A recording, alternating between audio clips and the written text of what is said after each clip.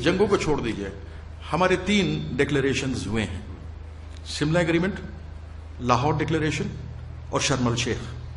तीनों के बाद आप देखिए क्या हुआ। हम लोगों ने मिलकर के प्राइम मिनिस्टर्स ने किया। कीर्ति हम आपके पास वापस, how to improve it, how to get rid of it. Get rid of it, मैंने 3 चीजें कही। एक, दहशतगर्दी के ऊपर पकड़ना पड़ेगा, किसी न किसी को तो लगाम लगानी पड़ेगी। अगर शेर की सवारी करनी है तो लगाम लगाना भी आना चाहिए। तो जिसने समझौता एक्सप्रेस है या मिलिट्री, समझौता एक्सप्रेस पे जिसने 2007 में इंडिया में अटैक किया, समझौता 68 लोग मार दिए, उसको भी तो लगाम देने की जरूरत है ना। इस पे मैं आपको बताना चाहूंगा कि समझौता एक्सप्रेस जो वाकया हुआ और हमारी इन्वेस्टिगेशन एजेंसीज ने उन खातियों की निशानदेही की, उनको गिरफ्तार किया और उन पर केस चल रहा है। और हमको पूरी उम्मीद है कि इंशाअल्लाह ताला वो तमाम के खाती को हिंदुस्तान के इंडियन पीनल कोड की तरह सख्त सजा दी जाएगी। आप समझौता की बात करते हैं, मैं आपसे ये पूछना चाह रहा हूं कि हमारे पास 26/11 का वाकया हुआ, आपका जुडिशियल कमीशन बना, हिंदुस्तान में वो केस चला, अजमल कसब को फांसी दी गई और बंबई के मुसलमानों ने उसको कहा कि हम इसको अपने कब्रिस्तान में दफन नहीं होने देंगे, उसको जेल में दफन होना पड़ा। डेविड हेडली और तहव्वुर राना का मुकदमा चला अमेरिका में, खत्म होगा, सजा हो गई। यहां पर जो इतनी देरी हो रही है, इससे गलत मैसेज जाता है। जैसा आपका पहले सवाल था कि कैसे ट्रस्ट डेफिसिट दूर करें।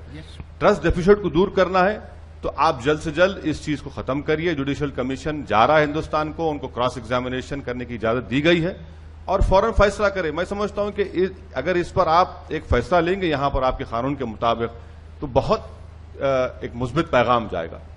जो नहीं, वो कह रहे हैं कि हाफिज सईद के बयान को इग्नोर कर दो, वो सही कह रहे हैं। वो मतलब ये बयानात जो है ना जी, किस लिए इग्नोर करें। जिहाद हमारा एक दीनी फरीदा है और हम उसे समझते हैं, उसकी कई तशरीहात। अब ये तो खैबर पख्तूनख्वा की हुकूमत में शामिल हैं, तो ये कह रहे हैं कि इग्नोर नहीं करें। उससे मुराद कोई इंडिया पे चढ़ाई नहीं है, यानी जिहाद हमारा एक दीनी फरीदा है।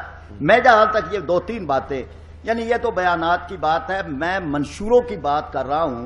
बीजेपी के मंशूर में अखंड भारत है और इसी तरह से आरएसएस जो है वो कहते हैं मुसलमान गैर मुल्की हैं। जिन सिंह कहती है कि जी मुसलमानों की तहजीबी क्रियाक्रम करना चाहिए। शिवसेना कहती है मुसलमानों और ईसाइयों का मैं अच्छा, ये आपने 3 बातें कर दी, ये बड़ी 3 अहम बातें हैं। कीर्ति आजाद साहब जरा मैं इसका जवाब दूंगा। मुझे लगता है कि हमारे फाजिल दोस्त को बड़ी तकलीफ है कि बांग्लादेश में जमात इस्लामी के लोग गिरफ्तार हो रहे हैं और जेल को जा रहे हैं। आप वहां का गुस्सा हिंदुस्तान और पाकिस्तान में मत निकालिए। नहीं, ठीक है। दूसरी बात नहीं, no cross talk please, no cross talk, no cross talk please. हमें मुखातिब जवाब देने देना। सच्चाई जो है कड़वी होती है। मुझे बोलने दीजिए सर, प्लीज मुझे बोलने दीजिए। वैश आप बोलें। दूसरी बात यह है कि आपने जिन तंजीम का हवाला दिया, देखिए हिंदुस्तान में जो हमारा दस्तूर है, कॉन्स्टिट्यूशन है, जिसके हम तमाम उसके पाबंद हैं और हमारा कॉन्स्टिट्यूशन ये कहता है, उसका प्रेम्बल ये है कि इंडिया एक सेकुलर मुल्क है।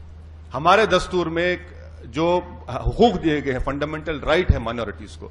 आप मुतमईन रहिए कि हिंदुस्तान का जो प्लुरलिज्म है वो हमेशा मजबूत रहेगा और इंशाअल्लाह ताला उसको मजबूत रखेंगे। आप उसकी हरगिज फिक्र मत करिए। दूसरी बात यह है कि आप मुसलमानों की फिक्र करना छोड़ दीजिए हिंदुस्तान के। हम अपना फैसला कर चुके हैं, ये हमारा मुल्क है और हम यहां पर अपने मसाइल जमहूरियत में मिलकर तलाश कर रहे हैं। आप हमारी छोड़ दीजिए। तीसरी बात यह है कि सर, जिहाद के माने आपके कुछ हैं और मेरे कुछ हैं। अगर मैं बोलना शुरू करूं, क्या यह जिहाद है कि शियाओं पर हमला करना? क्या यह जिहाद है कि मसाजिद को मार देना, लोगों को मार देना? आप बताइए मुझे। हमारा जो मेरे जो माने जिहाद, सबसे अहम काम यह है कि नफ्स के खिलाफ जिहाद करो और अपनी नफसानी ख्वाहिशात को अल्लाह के ताबे करो, वो सबसे बेहतरीन जिहाद। जी लेकिन हमें ये याद रखना चाहिए कि 2002 में गुजरात में जो हुआ, हिंदुस्तान कायन उसकी इजाजत भी नहीं देता। वो देखें, हमें यही तो मामला है कि इतने तल्ख वाकयात के बावजूद अगर हमारी कमिटमेंट है, और मैं यही दोहराता हूं कि हमें फोकस करना चाहिए कि दोनों मुल्कों की जो मुंतखब क़यादतें हैं वो क्या कर रही। इसलिए मैंने जो अगस्त में जो टेंशन हुई उसका हवाला दिया कि हमें इसलिए परेशानी हुई कि वो आवाजें हिंदुस्तान की पार्लिमान में से आ रही थी। जो नॉन इलेक्टेड लोग हैं या एक्सट्रीमिस्ट है, वहां से नहीं आ रही थी। पार्लिमान और पाकिस्तान की पार्लियामेंट जो है उसके मुकाबले में वो क्या बात कर रही थी। हमें यही है कि हमें जब तक इस कमिटमेंट पे کہ ہمیں ایک دوسرے کے ساتھ امن چاہیے.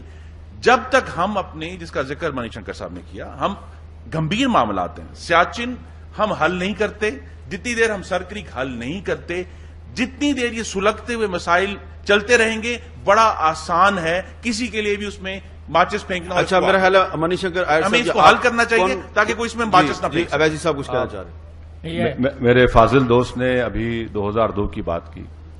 دیکھیے، اگر آپ ہندوستان کی جوڈیشل سسٹم کو پاکستان کے جوڈیشل سسٹم سے کمپیئر کرنا چاہیں گے تو میں آپ کو بتانا چاہوں گا کہ جو گجرات میں ہوا ان تمام خاطیوں کو سزا مل رہی ہے. اور میں آپ ہی کے اخبار میں جب ملک میں ہم یہاں لینڈ کیے تو آپ ہی کے چینل پر ہم رات میں 1:30 بجے دیکھ رہے تھے اسلام آباد ایئرپورٹ پر کہ کسی بڑے قائد جو کراچی کے تھے ان کے وٹنس کو گولی مار دی گئی. تو جوڈیشل سسٹم کی بات آپ دیکھ لیجئے. آپ دیکھیے، ہماری جمہوریت میں اگر کوئی غلطی کرتا ہے تو یقیناً اس کو سزا دی جائے گی. اور میں آپ سے ادباً گزارش کرنا چاہ رہا ہوں کہ آپ ہندوستان کے مسلمانوں کی پلیز فکر کرنا چھوڑ دیجئے. یہاں کے ملک کے مسائل کا حل تلاش کریے. ہم آپ کا مسائل کا حل تلاش کرنے میں آسانی پیدا کریں گے. ہم نے فیصلہ کر لیا 60 سال پہلے کہ ہمارا ملک ہندوستان ہے. خواجہ اجمیری کی سرزمین ہماری سرزمین ہے. تو آپ اس کا چھوڑ دیجئے. دوسری بات، خرم صاحب آپ بھول رہے ہیں کہ آپ ہی کی پارلیمان نے سب سے پہلے ریزولوشن پاس کیا، اس کے بعد ہندوستان کی پارلیمنٹ میں کیا. پہلے آپ نے کیا. آپ بار بار یہ کہہ رہے ہیں کہ ہندوستان کی لوک سبھا میں اراکین لوک سبھا نے بیان دیا. پہلے آپ کی قومی اسمبلی میں اس واقعے کے جو بھی لیجیے آپ نے اپنا پرسپشن دیا اور قرارداد کو پاس کیا.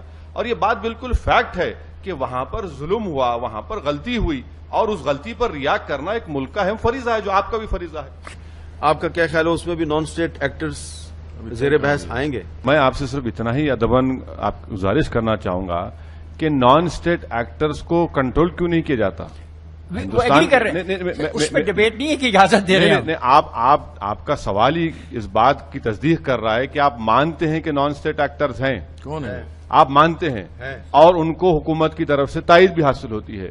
میں آپ سے صرف اتنا کہنا چاہ رہا ہوں کہ اگر میں آپ کے گھر کو آ کر حملہ کرتا ہوں اور آپ کے افراد خاندان کو مار دیتا ہوں اور میں آپ سے کہتا ہوں کہ نہیں بھائی میں نہیں کیا، میرے گھر کا نوکر کیا، آپ مجھ سے بات کریں گے؟ آپ مجھ سے نہیں کریں گے.